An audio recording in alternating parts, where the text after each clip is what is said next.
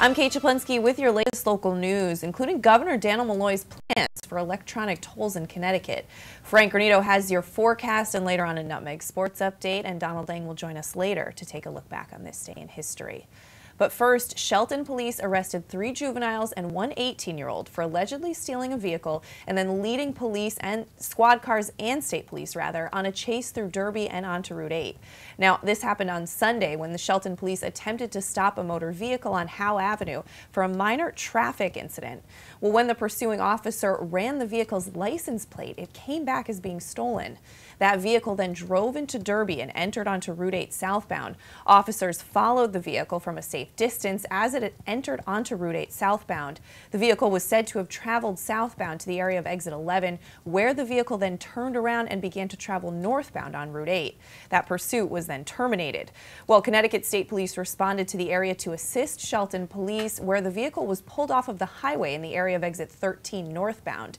Now, according to police, the 4 occupants in that stolen vehicle were then seen fleeing the car on foot into the woods off of the highway. Well, police canines from Shelton and Connecticut State Police were deployed into that wooded area, where the dogs helped locate all of those suspects, who were then taken into custody. Theodore Joseph Reddick Longley, 18 years old, of West Haven, was the only suspect identified due to his age. And in other news, the Connecticut Post reports that a shooting Tuesday led to Bridgeport's second murder of 2018, that according to police spokesman Ave Harris.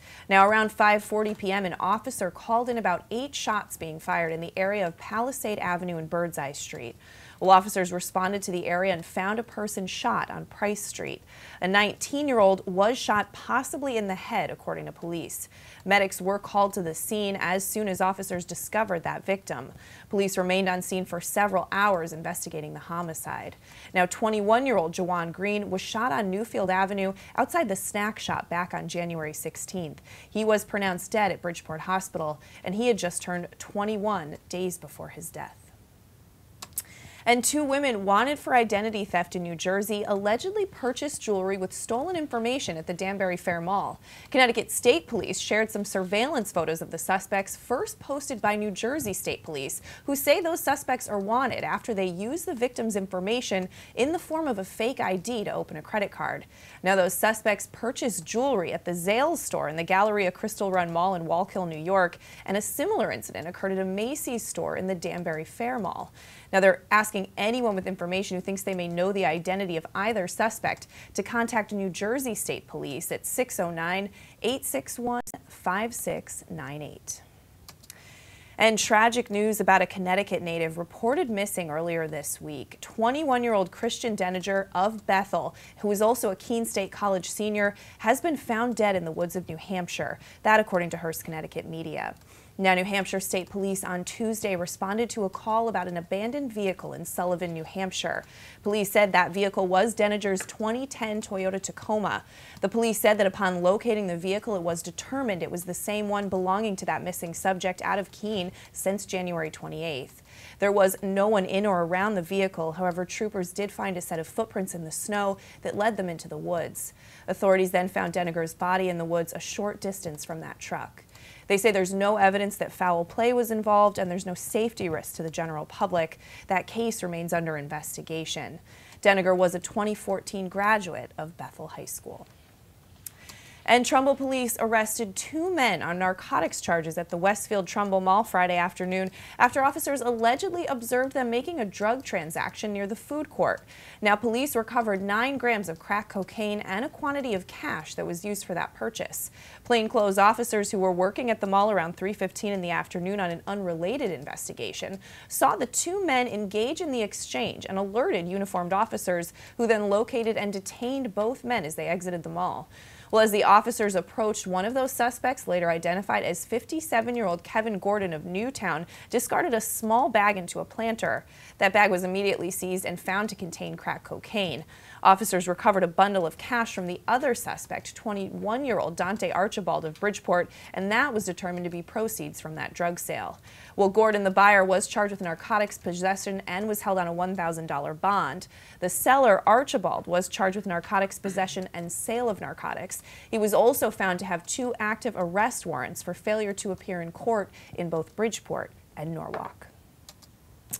And Governor Daniel Malloy this morning spoke of his support for electronic tolls in Connecticut by 2023, echoing similar statements from House Democrats earlier this week. Now, on Monday morning, a dozen Democrats from the House of Representatives promised to put forth a bill that would pave the way for electronic tolls on Connecticut highways. The Department of Transportation would create tolls, and the revenue generated would then fund transportation projects. Now, without tolls, it would be possible to see fare hikes in public transportation to cover those projects. In early January, the state released a roster of 400 capital projects worth just over $4 billion that have been postponed due to a lack of funding. Well, this morning, Malloy called for tolls and 7 cents up on the gasoline tax over the next 4 years. He said, in part, if we want to revitalize our urban centers and attract the jobs of tomorrow, we absolutely must ensure the solvency of the Special Transportation Fund, he said, and we must do it early in this legislative session. He said we can no longer afford to wait. It's time for action. Well, those against tolls have said they are worried that the revenue generated by tolls would be taken and used to address deficits in the state operating budget, as opposed to actually funding transportation projects. We'll be talking more about that story today on CT Pulse, and you can find more in our newspapers this week.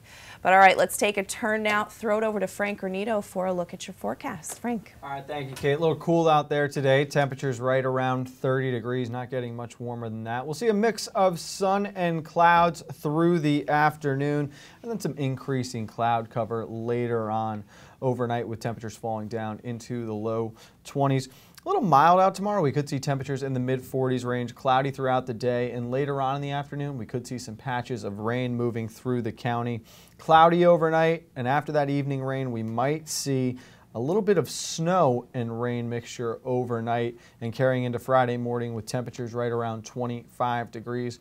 Early morning snow shouldn't accumulate in more than an inch. After that, we see skies start to clear up a little bit. Partly cloudy throughout the day, a high of 32. Should be clear by Friday night, though, as temperatures get very cold, falling all the way down to the low teens, possibly even into the single digits heading for the weekend. That'll do it for this weather update. Let's send it back over to Kate. All right, thanks so much, Frank. We're going to step out for a break. When we come back, Donald Lang will take a look back on this day in history. Frank has your Nutmeg Sports update, and we have more local news after this. Walter Stewart's Market is your destination for the best big game fixings. From our house-made fresh guacamole and dips to chili, chicken wings, pulled pork potato skins, risotto balls, and take and bake house-made specialty pizzas. Combined with a selection of the best craft brews, Stewart's is your one-stop big game shop. Stop into Walter Stewart's Market, conveniently located at 229 Elm Street in New Canaan, and find us at stewartsmarket.com. Want a new experience in car buying? Scap Chrysler Dodge Jeep Ram. We are Connecticut's Wrangler headquarters. Come visit our new Ram Truck Center. Our Ram trucks get the job done with unparalleled style and performance. Call, click, or stop in to find the new Jeep, Chrysler, Dodge car, minivan, or Ram truck that you've been looking for. Family owned and operated for over 50 years. Save thousands at the 2018 Auto Show event and Start Something New sales event. Now through January 31st. At Galt, we always put you first. As your full-service home heating partner, we provide expert delivery, installation, and maintenance for all your heating needs with knowledgeable, friendly professionals that give you peace of mind 24/7. Galt Family Companies, you first since 1863. Had a sports injury or slip and fall that needs immediate care? Coastal Orthopedics Walk-In Urgent Care gives you direct access to orthopedic specialists fast without an appointment. Biking, golf, tennis, soccer, whatever the sports injury is, sprain or fracture, Coastal Orthopedics Walk-In Urgent Care can help. Open 7 days a week now at 3 locations. The iPark Building at 761 Main Avenue, Norwalk, 36 Old Kings Highway South in Darien, or in the Westport Medical Center at 323 Riverside Avenue, Westport. Go to coastalorthoct.com. Like them on Facebook. Set sail on a summertime adventure with Sail Away Sailing School. Located in Captain's Cove Seaport in Bridgeport, we're sailing June 18th through August 10th. 2 sessions offered daily, Monday through Friday for ages 9 to 15. Have fun, make friends, learn to sail. Visit teamsailaway.com. Set sail. Welcome back to this January 31st edition of your Coffee Break on the HAN Network. Time to take a look back on this date in history with Donald Ng. Don. Well, Kate, for many, about 30,000 in fact, it was the first taste of capitalism. First, though, we go back to 1845. John C. Fremont, court-martialed for mutiny and disobeying orders. Fremont had led a military exploration of California, and the line between exploration and conquest was somewhat blurred back then. When the Mexican War broke out, he essentially led an unauthorized invasion of Southern California, an act that got him briefly appointed governor before his court-martial and removal. After his court-martial, he went on to be a Civil War hero and was appointed governor of Arizona later in his life.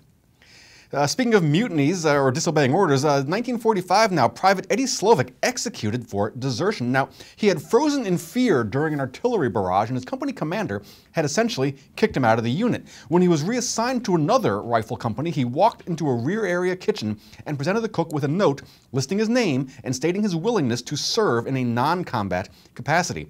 He was arrested and sentenced to death by firing squad because desertion had become a problem right before the Battle of the Bulge, and high command up to Dwight Eisenhower felt someone needed to be made an example. Unfortunately for Eddie, that someone was him. Now, since the U.S. Civil War, tens of thousands of soldiers have been arrested for desertion, 20,000 in World War II alone, 60,000 in Vietnam. Slovik remains the only U.S. soldier executed for the crime in the entire 20th century. 2012, the Toyota Corolla passes the Beetle to become the best-selling car of all time, selling over 37.5 million units. If you're wondering about the name, Toyotas have a naming convention, though it gets a little bit lost in translation. The first Toyota sedan was called the Crown in Japan. That is Kanmuri, from which we get the word Camry. A Corolla, the inner ring of petals around the center of a flower, is what the Japanese call a little crown. Finally, now we go to 1990. Look at this. You are looking at a long line of people, a really, really long line of people. In fact, it is an 8-hour line of people waiting patiently to spend the equivalent of 2 days' pay. Now, what are they waiting for? A new Disney attraction, maybe? New Apple product being debuting? Must be really important. Revolutionary, maybe? What could possibly make this many people, 30,000 of them, wait in line this long? What could it be? What could it be? What could it be? Yes, yes it is. That is the first McDonald's to open in the Soviet Union, in Moscow. In fact, just 3 months after the Berlin Wall came down, the symbol of capitalism opens in Moscow, unmistakably signaling that change was coming. Just 2 years later, by the way, the Soviet Union was no more, brought down, at least in part, by burgers and fries. That's your look back in history for today, January 31st, and I'm Donald Ng. All right, thanks so much, Don. Well, in other local news, a New Hampshire woman was arrested on a warrant January 30th for allegedly stealing more than $100,000 for the company she worked for in Milford. Now, police say 27-year-old Mary Thornton of Lebanon, New Hampshire, is accused of fraudulently using a business credit card for personal use in the amount of $106,000 back in May 2017. Now, they say Thornton was an employee at the business during that time. Thornton was charged with larceny. Her bond was set at $55,000, and she was scheduled to appear in court that day. And Reading resident John Sand, owner of Connecticut Computer Associates, recently helped Ridgefield resident Christopher Lanzarone replace a valuable learning tool. Lanzarone's brand new MacBook Air was stolen from Ridgefield High School earlier in the year. Well, when Sand heard about the incident, he offered to help cover the cost of a new laptop computer, as well as a full license to the Office 2016 for Mac. Sand said it was all part of his commitment to give back to the community. And in other news, Darien's first selectman, Jamie Stevenson, has filed her papers Tuesday to run for Connecticut's next lieutenant governor. In her first interview following her decision, Stevenson told the Darien Times that she feels a great sense of responsibility to use the skills she's acquired in the last 8 years of local public service and on a regional level to turn the state around. Well, Stevenson said the state needs a team of open-minded, thinking people to make the changes that need to be made, and it has to be done by people who aren't worried about their political future. As far as a governor candidate that she might team up with in the election, she said it's still too soon to think about, and she said there are many very highly qualified Republican candidates in the race at this moment. There's more on that story at DarienTimes.com. And a Stratford resident who says the Board of Education should have made more room for people seeking to attend a January 22nd Board of Education meeting has filed a complaint with the State Freedom of Information Commission. In her complaint received on January 23rd, Patricia Sperling said that visitors to the Board of Ed meeting were turned away at the main meeting room at the Board of Education headquarters was filled. Sperling said she contacted school superintendent Janet Robinson on January 16th to warn her that there would be a larger than expected crowd. Some residents have voiced concerns about what they see as a lack of transparency from the Board of Ed and Robinson, she said.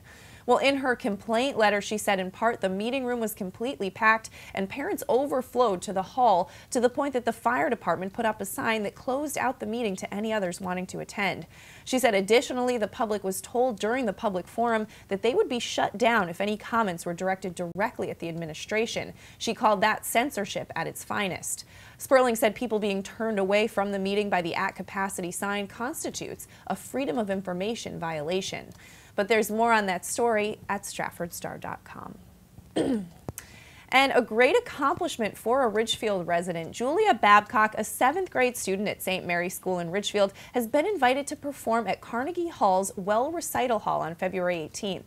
She had received the highest exam score for her level piano exam with the Royal Conservatory Music Development Program. Julia studies piano and music theory with Dr. Galena Ziss Rothschild at Galena Music Studio in Ridgefield. Congratulations to her. But all right, let's throw it back over to Frank Granito now for your Nutmeg Sports Update. Frank. All right, thank you, Kate. We were at the Zioli Fieldhouse last night on the campus of Wilton High School for a big rematch of the boys basketball FCX championship in 2017. A rivalry renewed when the Wilton Warriors welcomed in the previously unbeaten Ridgefield Tigers as they would suffer their first loss of the season. 73-67, the Warriors would prevail behind a stellar performance by the senior transfer Antonio Brancato, the young man going off for 33 points coming off the bench. Truly a performance to remember in his career. Let's look back at last night's highlights. St. Pierre in the corner for three. Yes! Rebound poked out, and collecting that one is Kyle Phillips. They're having Kyle Phillips on the floor. Ooh, big three! Woo! Scott Cunningham. Now Richfield's got to move it up. McNamara for St. Pierre. His reverse! Oh, what a pretty, pretty move there. Cunningham, step back, three, yes! Ooh! Woo! Cunningham! Here we go. Some fouls here. Oh, instead it's stripped away by Cunningham. Now he's got the rebound. For Matala, inside out, gets the lay-in to go. What a turn of events. Yeah, he's got to focus on getting to the charity stripe if he can. Cronenberg not going to miss this time, and it's his first basket of the night. Triple from the corner. Steal by Cunningham. He's off to the races. Gets the lay-in and a quick 4-0 run. Puts a little cushion back in the Warriors' lead. More like three-pointer rattles home. How good has St. Pierre been? Gets the visitors' bounce. Brancato inside. He answers at the other end. Off the mark. Quickly up ahead. Nakel for Price. Three-pointer. No good as the clock strikes 0 and the Tribes storm the court. So a big win for the Warriors moves them back into the top 8 of the standings in the FCX playoff race. They've got a huge game coming up on Thursday now when they will host Bridgeport Central. Next up, Ridgefield goes out of conference and out of state. They will take on John Jay. That's not the only good basketball game last night. Danbury and Stanford, 2 other teams in the playoff mix right now, needing an extra session to settle their score. 67-65, the Hatters are winners in overtime. Fairfield Ward takes down Darien 68-60. And in that game, Sean Conway, another 30-point performance. He went for 32. Trumbull over Greenwich 58-44. Trinity beat McMahon 81-72. Norwalk escapes New Canaan 46-44. And St. Joe's falls out of conference against Bassick as the Lions defeat the Cadets 84-68. Shout out to the Lady Falcons of Ludlow, another win for them, 67-29. They now have a huge game with Darien coming up tomorrow that would get them into the top 8 of that playoff race. Kevin Coleman's starting to sweat a little bit as the Falcons getting closer and closer to that 8th place spot in the FCX tournament. That'll do it for this Nutmeg Sports Update. We're back with plenty more on all of these games and getting you ready for tomorrow's coverage of the FCIAC Indoor Track and Field Championships. Nutmeg Sports at 2 o'clock. Kevin and I are there. For now, let's go back over to Kate. All right, thanks so much, Frank. We're going to step out for a break, come back, and recap some of the top stories we're following today after this. Voted Best Gourmet to Go in Fairfield County, Palmer's extensive menu offers everything you'll need to make your next event easy and delicious. Whether you're hosting a small get-together or planning a large celebration, they've got you covered breakfast through dessert. Order online at palmersdarien.com or call 203-655-2077. Yeah, Dad. Kyle, I need you to update the financial statements. I took care of that yesterday, Dad. Mac, I need you to get those deals approved. They're all done, Mr. Miller. Jeff, I need you to order lunch for the meeting. They can't do a thing without me. Right now, lease a 2017 Sentra S for only $97 a month. I'm never going to retire. UK Gourmet is the largest specialty grocer in the area, featuring food from England, Ireland, Scotland, and Wales. Over 80 teas to choose from and a brilliant assortment of biscuits to go with them. Over 70 cheeses from grass-fed cows, which makes a smashing difference in taste. The creamiest chocolate you'll ever taste using no artificial colors or preservatives. So say hooray for UK Gourmet, 78 Stony Hill Road in Bethel, or visit ukgourmet.us.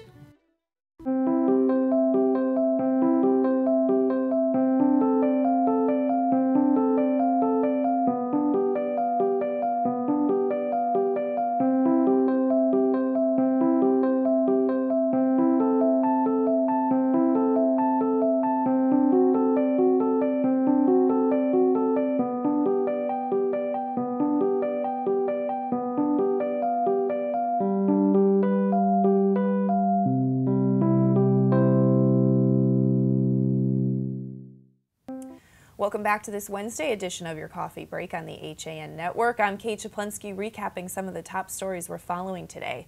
Shelton police arrested 3 juveniles and 1 18-year-old for allegedly stealing a vehicle and then leading squad cars and state police on a chase through Derby and onto Route 8. Now, on Sunday, the police attempted to stop a motor vehicle on Howe Avenue for a traffic violation, but that car did not stop. When the pursuing officer ran the vehicle's license plate, it came back as being stolen. Now, that vehicle drove into Derby and entered onto Route 8 southbound. Officers followed the car from a safe distance as the vehicle entered onto Route 8. The vehicle was said to have traveled southbound to the area of exit 11, where the vehicle then turned around and began to travel northbound on Route 8. That pursuit was then terminated. Well, Connecticut State Police responded to the area to assist Shelton, where the vehicle pulled off of the highway in the area of exit 13 northbound. Well, according to police, those 4 occupants in the stolen vehicle were seen fleeing from the car on foot into the woods off of the highway. Police canines from Shelton and Connecticut State Police were deployed into that wooded area off of exit 13, where those dogs helped locate all of those suspects, who were then taken into custody. Theodore Joseph Reddick Longley, 18 years old, of West Haven, was the only suspect identified due to his age.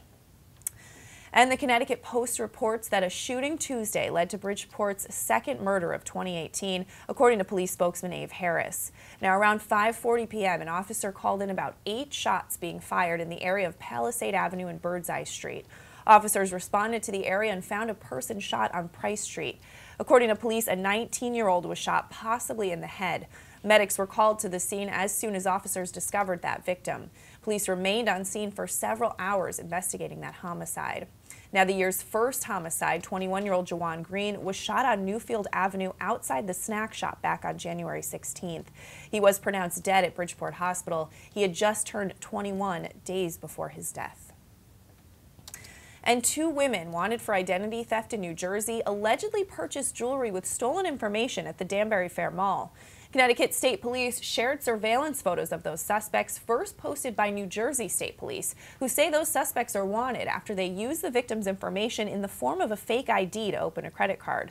The suspects purchased jewelry at the Zales store in the Galleria Crystal Run Mall in Wallkill, New York, and then a similar incident occurred at a Macy's store in the Danbury Fair Mall. Anyone with information or thinks they may know the identity of either suspect is asked to contact the New Jersey State Police at 609-861-5698. And tragic news about a Connecticut native reported missing earlier this week. 21-year-old Christian Denninger of Bethel, and who was also a Keene State College senior, has been found dead in the woods of New Hampshire. That according to Hearst, Connecticut media. New Hampshire State Police on Tuesday responded to a call about an abandoned vehicle in Sullivan, New Hampshire. Police said that vehicle was Denninger's 2010 Toyota Tacoma. The police said upon locating the vehicle, it was determined it was the same car belonging to that missing subject out of Keene since January 28th. There was no one in or around the car. However, troopers located a set of footprints in the snow that then led into the woods. Authorities there found Denninger's body a short distance from the truck. They said there's no evidence that foul play was involved and there's no safety risk to the general public. That case remains under investigation. Now, Denninger was a 2014 graduate of Bethel High School. All right, taking a turn, we're going to give you one final look at the forecast with Frank Granito. Frank. Okay, Kate, once again, we're looking at a mostly sunny day, a couple of periods of clouds mixing in through there, highs around 30 degrees. Should see the same overnight, maybe some increasing cloud cover later on with a low of 22. Mostly cloudy throughout the day tomorrow. There'll be some periods of rain in the late afternoon and early evening. Temperatures in the low 40s. It'll continue on that precipitation overnight. We'll see a little bit of snow accumulation in the late hours carrying through Friday morning. Temperatures down around the 20s, no more than an inch of accumulation tomorrow. We'll see some early morning snow Friday. Clear out for a mix of sun and clouds through the afternoon. A high of 32. Going to be chilly Friday night. Clear skies and a low in the low teens, possibly the single digits as we head for Super Bowl weekend. Back at 2 o'clock with Kevin for Nutmeg Sports. For now, let's go over to Kate. All right, thanks so much, Frank. And CT Pulse coming up in just a bit at 12:30. We're going to wrap things up here on your coffee break. Have a great day.